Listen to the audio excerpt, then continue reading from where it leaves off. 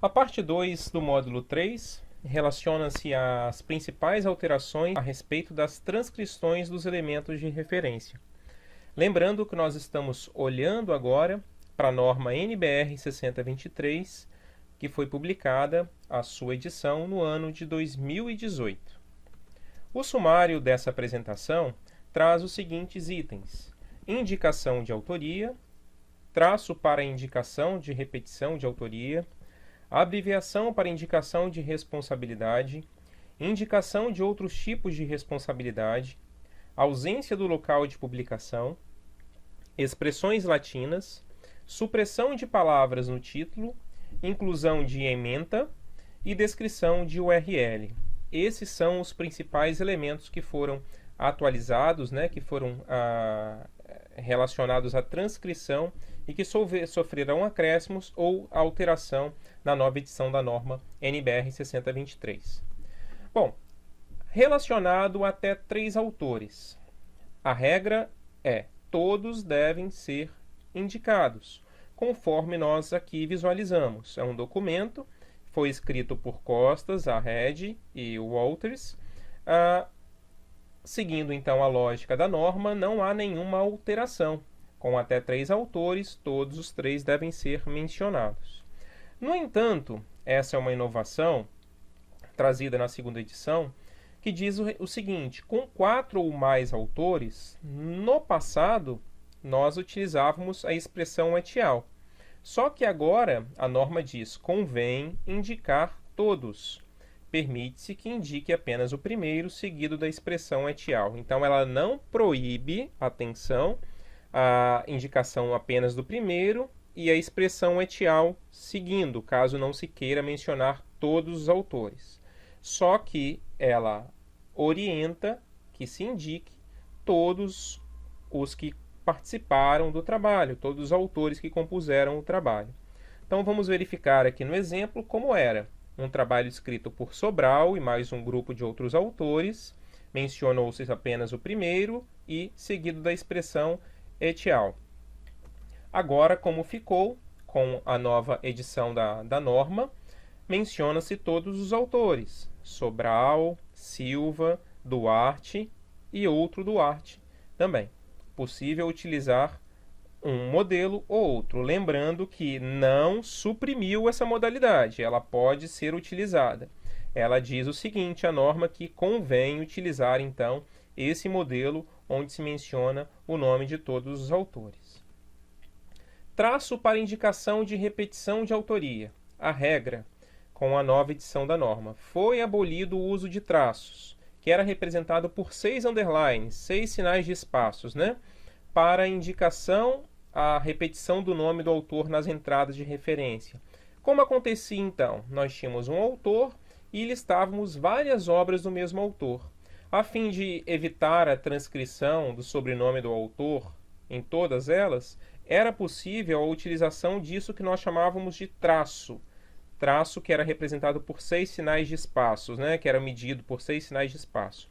Então, todas essas obras aqui são de autoria do Wittgenstein, da Certeza, Cultura e Valor, Investigações Filosóficas, o Livro Azul. Então, a norma simplesmente aboliu o uso de traços. O que é realizado hoje em dia é que a entrada sempre vai se dar pela repetição do nome do autor, do sobrenome do autor. Então, se tivéssemos aqui 10 livros do Pierre Levy, todas as entradas de referência seriam listadas com a identificação do sobrenome Levy e não mais o traço. Abreviação para indicação de responsabilidade. A regra: havendo indicação explícita de responsabilidade pelo conjunto da obra, qual a identificação? Organizador, editor, coordenador. Após a identificação dos autores, o tipo de participação, e aqui são listadas, organizador, coordenador, editor, entre outros, deve ser informado em letras minúsculas. O que mudou então? Como era? Ainda era já na primeira edição, era realizado e isso não mudou nada, que é necessário indicar a responsabilidade explícita. E o que é responsabilidade explícita? É quando consta lá na folha de rosto, na capa, quando o autor ou o grupo de autores executou um trabalho de responsabilidade para a organização daquele trabalho, para a tradução, para a coordenação daquele trabalho. Deve constar a indicação explícita. O que mudou então foi isso, que no passado isso era inserido com o primeiro caractere em letra maiúscula. Agora se dá dessa forma.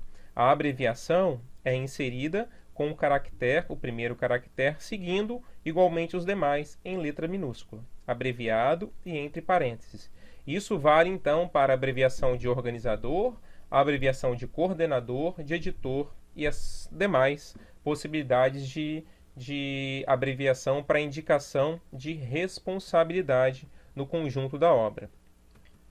Bom, indicação de outros tipos de responsabilidade, orientador. A primeira edição da norma, trazia, então, a possibilidade de, após o título, a identificação de título, de autoria, dizer quem que participou ali de uma forma direta ou indireta naquele trabalho. Então, outros tipos de indicação de responsabilidade, tradutor, isso já era constante na primeira edição, revisor, ilustrador e outros. No entanto, ela não era explícito quanto ao termo orientador para trabalhos acadêmicos. Então, esses dados eles podem ser acrescidos após o título, conforme a disposição no documento, conforme seja claro. Da mesma regra anterior que nós vimos no slide, quando tem indicação explícita, quando está lá mencionado, como tem numa folha de rosto quem foi orientador do trabalho. E aí, como isso vem após o título e não vem anterior, como no caso do organizador, essas designações não são abreviadas. Então vamos verificar como era. Aqui nós temos um exemplo de uma referência, de uma entrada de referência de uma dissertação. Então, conforme previa a norma anterior, aqui está o sobrenome, o título do trabalho, o ano em que foi defendido, o número de páginas, a dissertação, o programa e assim sucessivamente. Hoje, caso se queira, e não é uma obrigação, é possível acrescentar o nome do orientador. Então, os dados foram repetidos de forma integral, nada mudou. Só o que foi acrescentado aqui é o nome do orientador do trabalho. Tudo bem? Então, a nova edição da norma introduziu, entre outros tipos de responsabilidade, a expressão orientador. Isso não era explícito na primeira edição da norma. A ausência do local de publicação. Como era? Alguns trabalhos não trazem de forma explícita, ou mesmo não trazem, é difícil de encontrar, não se localiza o local de publicação. Então, a primeira edição dizia o seguinte: o nome do local, cidade de publicação, deve ser indicado tal como figura no documento. Tudo bem.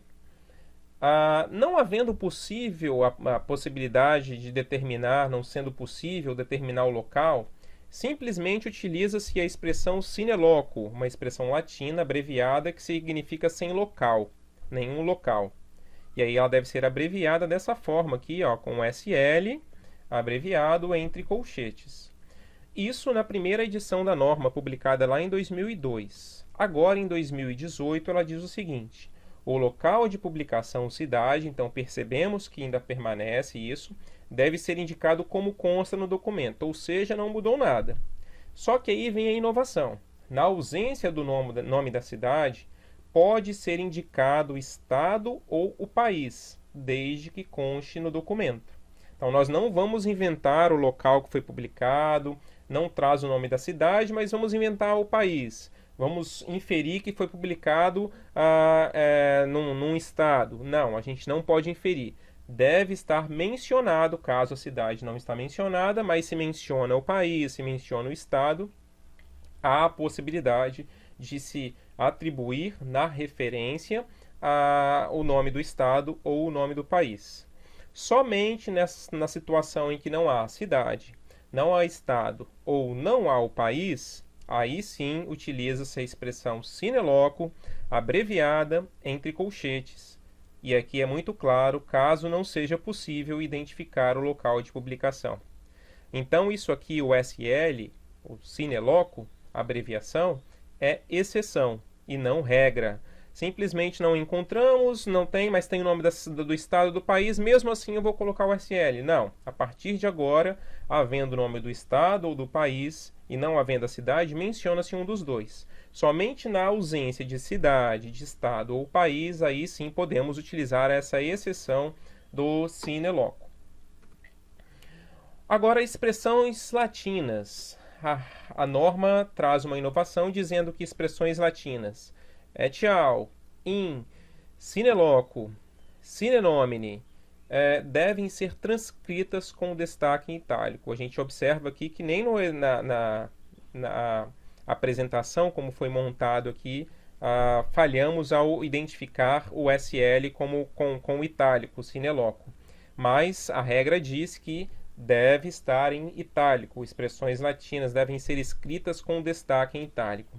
Vamos lá observar como era na edição de 2002. Então aqui está a identificação de um autor, né, de um trabalho que foi escrito não só por um autor, mas por mais de 3 autores. E aqui nós abreviávamos o etial apenas com a expressão latina, sem nenhum destaque em itálico. Agora, como ficou? Dessa forma. E aqui nós temos até 2 exemplos. Primeiro, o uso do etial em itálico e depois o in, que quer dizer, né, que denota uma parte, né, que esse trabalho é uma parte desse aqui. Isso também vale para capítulo de livro. Esse aqui é um trabalho apresentado em evento, mas ele também, essa expressão in, quer dizer que é uma parte que foi publicada, que foi inserida que compõe uma outra parte. Uma parte menor que compõe uma parte maior. Bom, supressão de palavras no título. Como se faz, como era e como é. Então, mais uma vez, recorremos à definição dessa possibilidade que estava contida na norma de 2002, na edição de 2002. Em títulos e subtítulos demasiadamente longos, podem-se suprimir as últimas palavras desde que não seja alterado o sentido. A supressão deve ser indicada por reticências. Então, retira-se um trecho e coloca-se simplesmente reticências. Isso era na edição de 2002. Na edição de 2018 ficou da seguinte maneira: em um título e subtítulos longos, então nada mudou, podem-se suprimir as últimas palavras desde que não seja alterado o sentido, mais uma vez. Só que aqui vem a inovação. A supressão deve ser indicada por reticências, ainda permanecem as reticências, mas agora entre colchetes. Então, a gente precisa inserir essas reticências entre colchetes, denotando a supressão de palavras que constam no título. Agora, relacionado à inclusão de ementas nas leis, a regra diz o seguinte: para a legislação, a ementa passa a ser elemento essencial, devendo ser descrita conforme publicada. Como era no passado, na edição anterior, de 2002, a ementa era um elemento complementar. Ementa é aquele instrumento que fala o que diz a norma. Institui o Estatuto do Idoso, institui o Estatuto da Criança e do Adolescente, como nós vemos aqui no exemplo. Como era, então nós temos aqui a autoria Brasil, o título, e aqui Estatuto da Criança e do Adolescente. Como ficou? Dessa forma: o autor, o título da lei, e agora a ementa, como nós observamos aqui. Cria Comissão Nacional da Verdade no âmbito da Casa Civil da Presidência da República. No próximo módulo, na parte 3 desse módulo, na demonstração de algumas tipologias, lá eu vou sinalizar como encontrar a ementa, em que parte do documento é possível encontrar a ementa, caso não seja do seu conhecimento. Mas que fique claro agora que a ementa, esse trechozinho, com um pequeno resumo do que trata a lei, ele passa a ser um elemento essencial, não é mais facultativo, não é mais complementar. Agora ele integra a entrada de referência.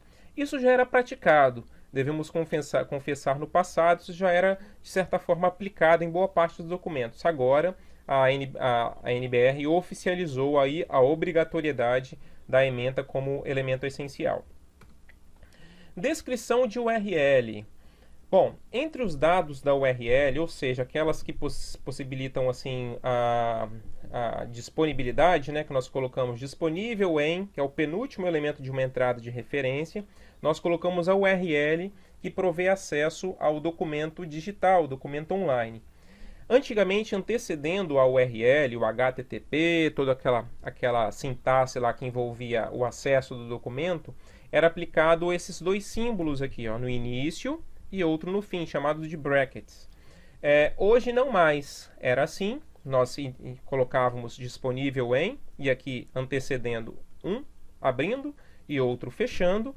Hoje, então, isso foi suprimido. Apenas colocamos disponível em e a URL, que pode ser como link, né? Não há problema de ser acrescido como link, ou simplesmente como só o endereço, conforme nós verificamos. Só que o que traz de inovação é que não mais há os brackets, esses símbolos de abertura e de fechamento da URL. Foram suprimidos, foram retirados também.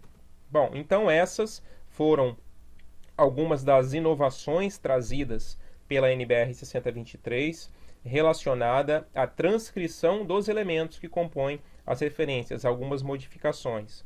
Uma vez mais, destaco que esse vídeo e o conteúdo disponível nos slides não dispensa consulta à norma, tampouco foram contempladas todas, mas boa parte das transformações, né, das transcrições foram contempladas aqui. Mesmo assim, caso surja alguma dúvida, sugerimos que você tenha a norma em mãos, nesse caso a 6023, para consultar sempre que necessário.